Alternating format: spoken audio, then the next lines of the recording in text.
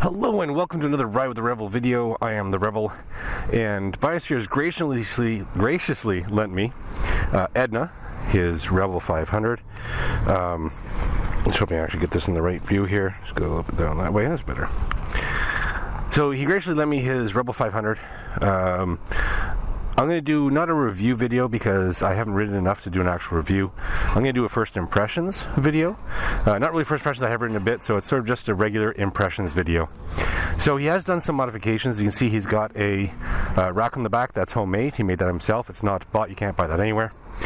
He has had the seat reupholstered and recushioned, so it's a little bit better on the butt because the stock seat is extremely like cardboard. And the front light, he hasn't modified the light, he just modified the bulb to be an LED bulb from the halogen. This is a 2018, so it's before they made the nice LED bulbs, and it still has the old style dash, which is just the line. So I'm going to take this for a quick ride through town, give you my first impressions on what it's like, get up to 80 on some of the side highways, take it around turns, and see how it feels compared to my Vulcan S650, my Libby, or Liberatus. So, without further ado, let's get on the road, and let's test this thing out and see how it runs. Alright, let's go.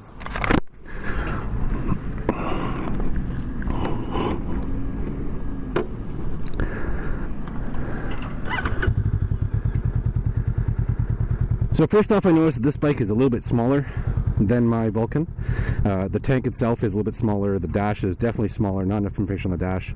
The new dashes do add the gear indicator, and they do come up here a little bit more, but this doesn't have that. It does have the neutral indicator.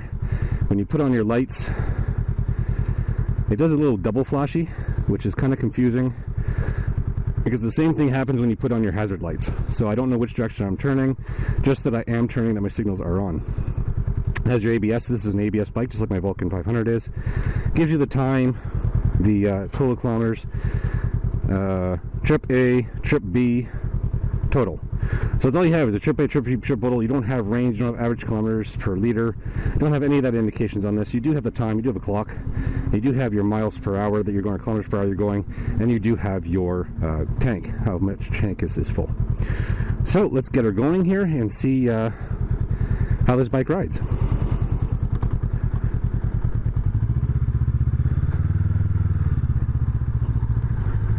Oh wow. Okay, so turning on this thing, it really wants to turn. I have to force it to not have to turn too much.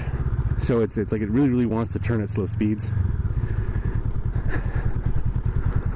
Just wait for this truck to go by.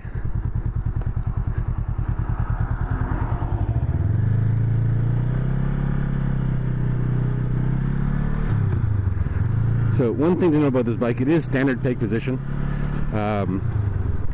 I'm not very comfortable on it myself. My legs are a little bit less than a 90-degree angle. So my legs are like, I've already ridden it for about 10 minutes just to get to where I am now, and my legs are a little bit uncomfortable. The gear and the shifting and stuff, it's all very nice and easy. Trying to find that sweet spot is perfect on this bike. It's not bad at all.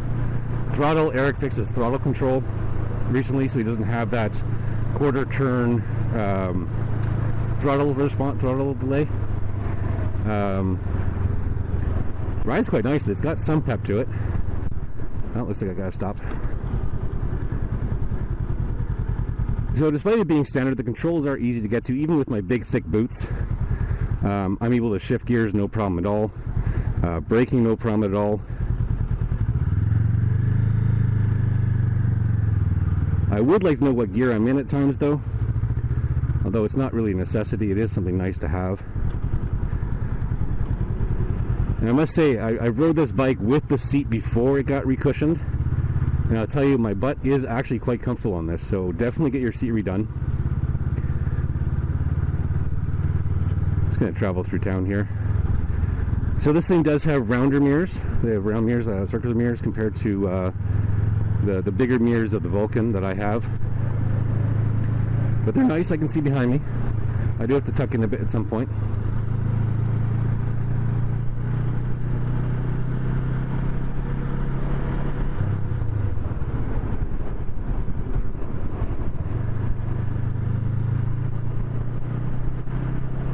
So there is some good response in this bike.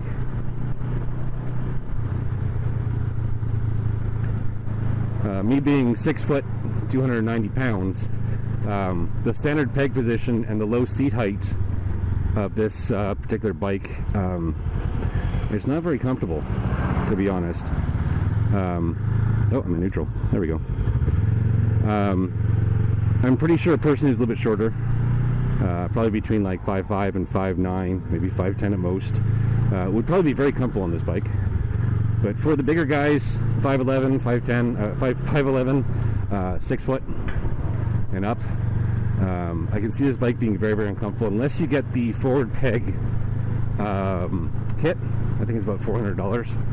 That'll move your controls to forward peg controls as opposed to standard peg position. Biosphere is also going to be putting on relaxed pegs, I guess you can call it, to the front of the frame, so that when he is traveling longer distances, he can just bring his feet up when he's on the highway. So that might be a little bit better.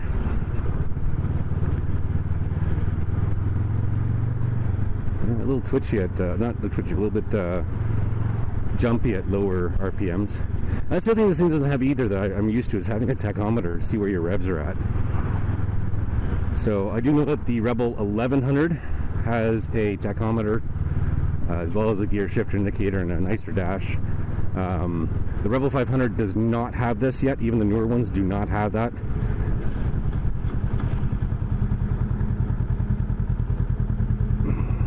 So I'm going to be turning off the main street here onto Highway 34. Take it for a little bit of ride. Try and get up to about 80 kilometers an hour. See how it is for speed.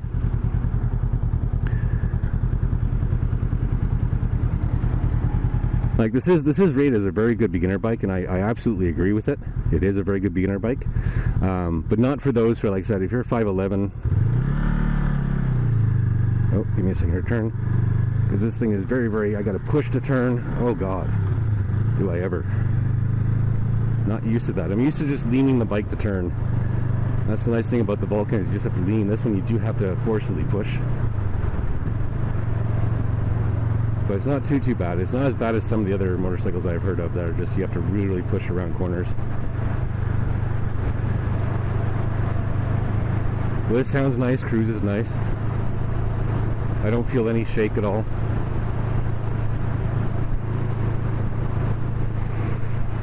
I don't think it's as nimble as my Vulcan. It really, really wants to stand upright again.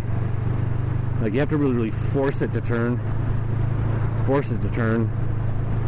And it just really wants to really just like upset itself and come right back up again, right back to straight. So on corners it's a little bit tougher.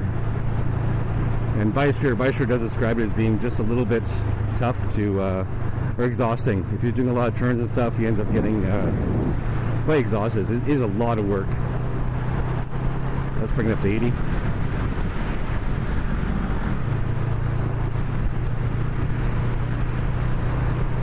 There we go.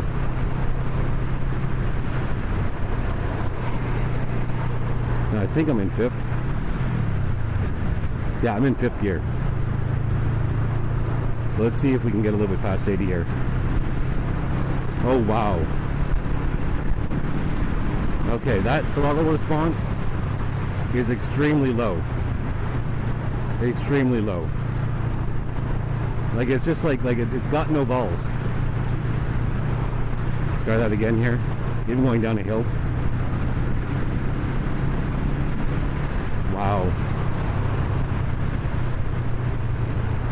So yeah, this bike I think has, what was it, 45 horsepower. And I noticed it right away that doesn't have, like, getting up to 80 is not bad. So if you're cruising the back highways, it's not too bad. But if you're on the highway, this is definitely not the bike for you.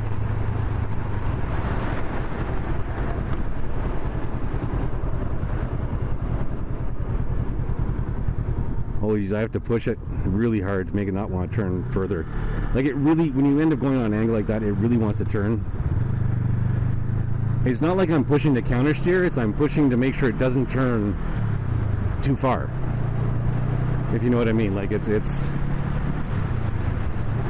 normally you would push to counter steer, But this wants to go all the way this way. Like, it really, really wants to turn, so you're kind of like pushing it so it doesn't turn more than you want it to. Like, it just really wants to turn, is what I'm trying to say. It has an affinity for making sure if you get to a certain angle, it's like, I just want to go that way. So I can really feel that in this bike. This is an 80. Let's get it back up speed here.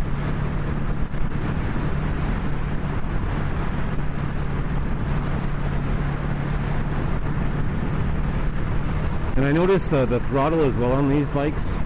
It's a very long throttle, I guess. Like, my wrist is not in the same position it is on my Vulcan going 80. Like, mine's more up here when I'm doing it, but his, I'm down here.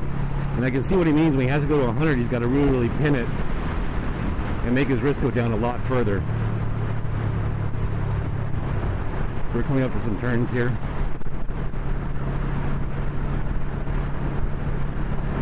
These shouldn't be too bad, just a light push gets you around these, but I have a very, very big corner coming up.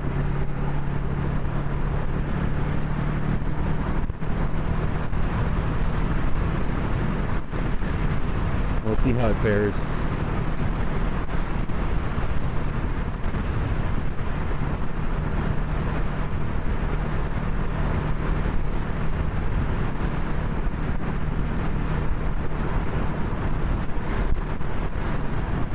Yeah, I can't just lean, I have to push.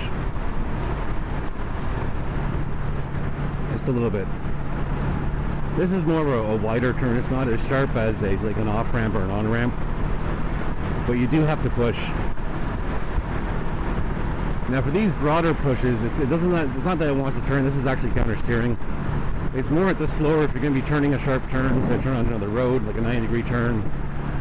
That's where it really, really, really makes you want to push to keep it straight, as opposed to it turning way too much for you.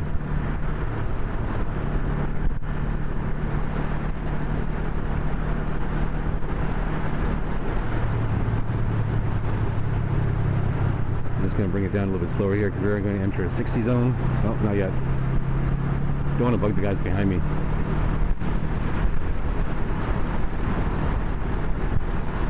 Okay, so in 5th gear, engine braking does quite nicely. It's not too heavy.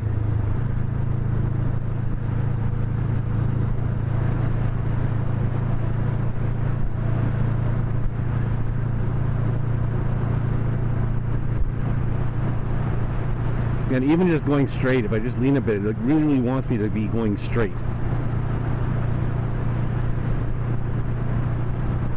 So if you're doing very, very slight turns, it really wants to go straight up. If you're doing tight turns, it really, really wants to turn the direction you're going.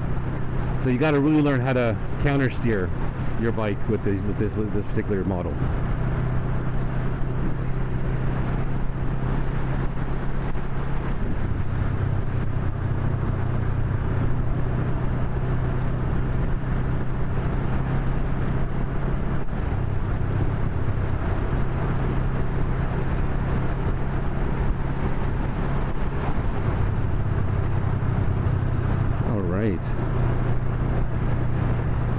So I'm just going to pull over in the lot across the highway here, and then we're going to talk about, recap my final thoughts, and wow, even that I have to push hard just for it not to turn at slow speeds.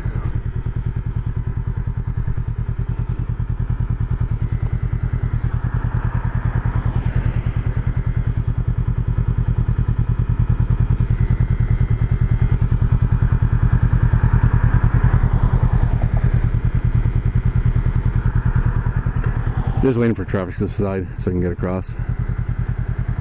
And then I couldn't see the other direction because this car's in the way. There's nothing there, nothing on my side. Nothing there, nothing on my side. Good.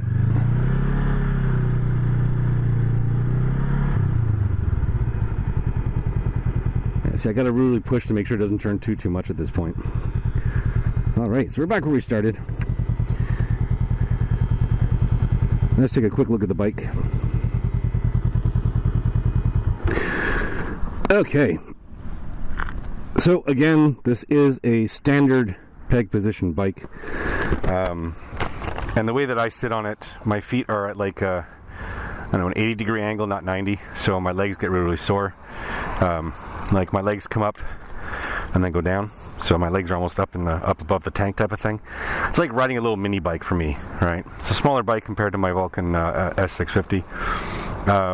It's a nice ride though. It's a really good, I think it's a good choice for a learner. If you're, like you said, a shorter person, 5'5" to, I'd say probably about 5'10" at most. Before the peg position starts getting a little bit annoying. Seat definitely change no matter what size you are. Change the seat, get a better seat, get it reupholstered, recushioned, whatever. Stock seat is just crap. Definitely change if you had an older model. Change the front to an LED. If you have a newer model, the front is already an LED light with the nice little 4 buttonholes. Really nice. The new dash has a little more information. It does have a gear indicator. The 2018 and below don't. I think it was 2019 they changed everything. 2018 and below have this really short dash. I know some of the complaints were that the dash itself was hard to read during the day. It's fairly bright out today, and I had no problem reading it at all. It is a great ride. It does not have the balls, though, above 80 degrees for a person my weight. Even Biosphere says he has a harder time on the highway. He only weighs about 200, maybe 210 at most, or maybe 190. Between 190 and 210. Let's just say he's in that range. So he's about 100 pounds less than I am, and he has problems getting it up to speed as well. So you saw when I basically pinned it at 80, it went like 81, 82, 83, 84. Whereas when I pinned the Vulcan at 80, I'm at 100, 110 real quick. So that's the Revel 500. I'm just going to walk around to the other side here. Biosphere had lost his fairing that covers where his Allen key goes. So we don't know how he lost it, just disappeared someday. But it's fairly, if you look at this bike compared to, say, the Vulcan, it's very exposed. It doesn't have as many coverings like the Vulcan does. The Vulcan looks like it has a body kit.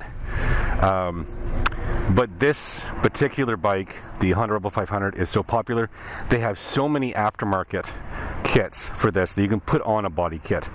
So you can make it look a lot more like you want to. There's not that many aftermarkets for the Vulcan. The other thing too is for the Revel 500 muffler, you just got to undo a bolt down below, down below. And that's a slip-on. You just basically slip it off, pop on a new one. The Vulcan, you actually have to buy a whole kit for the Vulcan 650, or you have to do some cutting and resoldering or re-welding of the tank, or you just get a whole new kit, which can be quite expensive. So the aftermarket and the changeability of things on this bike is great. It's great for beginners, for shorter people definitely. Biosphere is going to be putting pegs somewhere here that will allow him to put his feet up a tad, like probably down here. Actually, right up here, I believe, is where he's going to put his other pegs, so that he can basically just, put his feet up and recline a bit type of thing when he's on the road and doing a lot of things. So that's it for my first impressions. Like I said, it's a good bike. Not for someone my size. It's definitely not a good bike for my size, but for shorter people, it's definitely a good bike to start off with. I'm just going to itch your nose. It's a good bike. It's nice. It rides well. Like I said, around corners you really feel it though. If you're going at slower speeds, you're going to be trying to push the handlebars to keep it from going too much of a turning radius. And going around wider turns, you have to push to keep it from going straight.